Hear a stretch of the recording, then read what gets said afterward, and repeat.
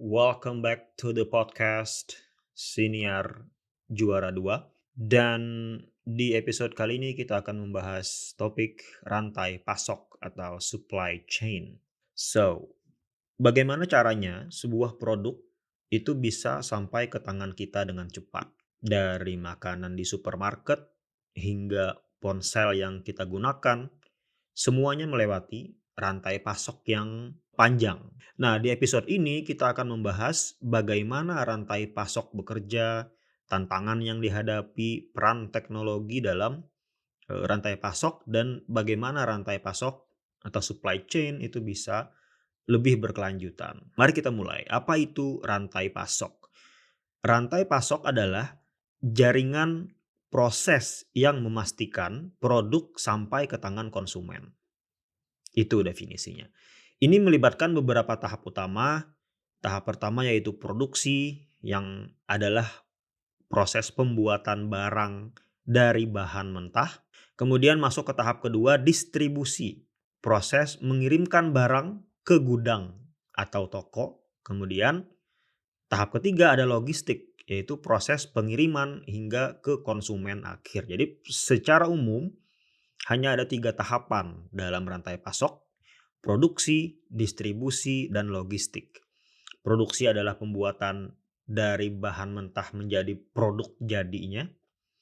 Distribusi adalah proses pengiriman barang yang sudah jadi atau produk yang sudah jadi ke gudang atau ke toko untuk kemudian dijual. Nah, tahap ketiga yaitu logistik, yaitu proses pengiriman hingga si produk yang dijual di toko tadi sampai kepada konsumen akhir atau end user, istilah yang mungkin sering kita dengar ya. Konsumen akhir itu ya pengguna produk tersebut gitu. Contoh simpel, bagaimana secangkir kopi bisa sampai ke tangan kita. Kita minum kopi di kafe misalnya, kita wondering bagaimana sih prosesnya hingga kita bisa mendapatkan satu cangkir kopi yang kita minum di kafe tersebut. Jadi pertama, kalau kita analisis menggunakan 3 tahapan tadi, pertama petani, ya kan?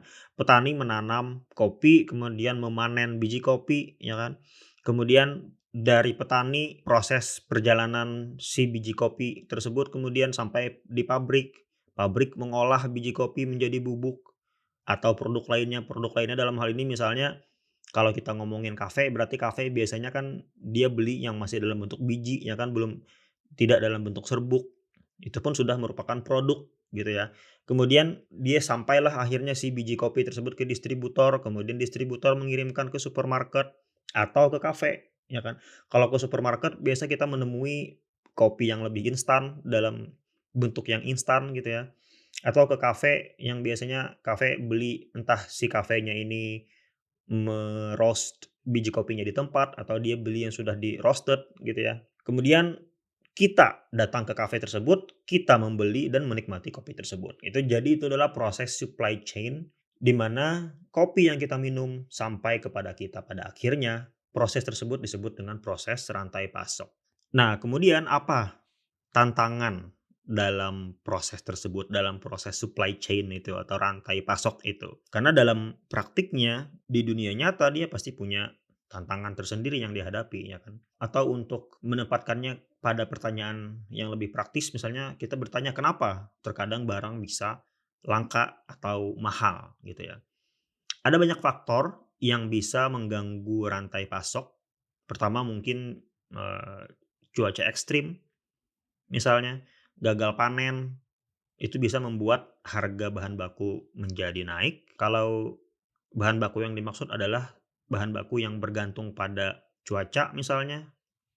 Kemudian faktor lain misalnya ada krisis global, kayak misalnya kemarin, pandemi COVID-19 yang menyebabkan keterlambatan pengiriman misalnya. Kemudian faktor lain juga ada misalnya permintaan yang, tiba-tiba naik, gitu ya, demand-nya tiba-tiba naik. Misalnya kelangkaan masker gitu saat awal-awal pandemi, kan orang-orang pada nyari masker, demand terhadap masker tuh naik secara signifikan, gitu kan. Nah, itu beberapa hal yang bisa mempengaruhi supply chain. Yang biasanya misalnya, rantai pasoknya berjalan secara reguler gitu ya, flat. Kemudian ada satu nih salah satu faktor atau beberapa faktor yang menyebabkan supply chain atau proses tersebut menjadi terganggu atau dituntut untuk responsif terhadap kondisi tersebut. Misalnya ada studi kasus, krisis chip global saat pandemi. Banyak pabrik semikonduktor itu tutup gitu ya, sementara permintaan gadget itu terus naik drastis gitu. Akibatnya stok chip itu berkurang, harganya menjadi naik dan bahan perusahaan otomotif serta elektronik itu terkena dampaknya. Kenapa misalnya stoknya bisa berkurang sejak awal ya mungkin karena, ada keharusan untuk para pegawainya tidak masuk kerja karena pandemi dan sebagainya gitu ya. Itu hanya salah satu contoh. Nah, kemudian kita mungkin juga perlu membahas peran teknologi dalam rantai pasok atau dalam supply chain. Bagaimana teknologi itu bisa membantu rantai pasok menjadi lebih efisien. Misalnya yang paling sering kita dengar akhir ini artificial intelligence atau AI, misalnya itu bisa membantu untuk memprediksi permintaan agar stok tetap optimal gitu ya. Adalah sistem yang bisa kita deploy untuk membantu kita memprediksi permintaan atau demand pasar gitu agar stok itu tetap optimal gitu dengan memanfaatkan artificial intelligence tadi. Kemudian blockchain misalnya, itu meningkatkan transparansi dalam rantai pasok agar tidak ada pemalsuan produk gitu ya. Ada e-commerce dan otomasi misalnya Amazon itu bisa mengirim barang dalam hitungan jam, itu berkat sistem logistik yang, canggih gitu ya. Amazon tuh punya sistem otomatisasi gudang gitu ya. Dia menggunakan robot atau penyortir robot gitu ya untuk mengemas barang sehingga pengiriman itu bisa lebih cepat dan lebih efisien. Karena dia punya sistem gudang yang bagus gitu yang menghasilkan efisiensi dalam proses. Karena proses tersebut juga masuk ke dalam tahapan supply chain tadi kan, sebagaimana kita bahas sebelumnya.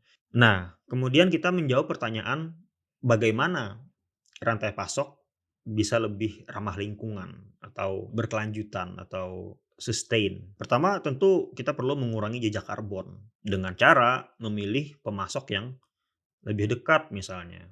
Kemudian misalnya menggunakan energi terbarukan dalam proses produksi dan distribusi itu. Kemudian daur ulang juga dan pengurangan limbah misalnya dalam proses pengemasan gitu ya. Kayak misalnya Tesla dan rantai pasok hijau atau green supply chain. Tesla tuh menerapkan itu sehingga mereka bisa mengurangi dampak lingkungan dengan menggunakan bahan baku yang lebih ramah lingkungan dan memproduksi baterai listrik dengan standar berkelanjutan gitu ya. Nah, dari pembahasan ini kita bisa melihat bahwa rantai pasok atau supply chain itu adalah sistem yang kompleks, tapi sangat penting dalam kehidupan kita. Dengan tantangan yang semakin besar, itu teknologi itu menjadi kunci dalam meningkatkan efisiensi dan keberlanjutan dari supply chain. Misalnya kalau kita adalah seorang manajer bisnis gitu ya, yang menangani bidang supply chain ini tentu kita ingin bahwa apa yang kita lakukan ini berkelanjutan gitu. Kesimpulan, pertama rantai pasok itu mempengaruhi harga dan ketersediaan produk di sekitar kita. Gangguan terhadap rantai pasok itu bisa berdampak besar, seperti kasus krisis chip global tadi. Teknologi seperti AI dan blockchain itu dapat membantu meningkatkan efisiensi. Perusahaan itu harus mulai menerapkan rantai pasok yang lebih berkelanjutan.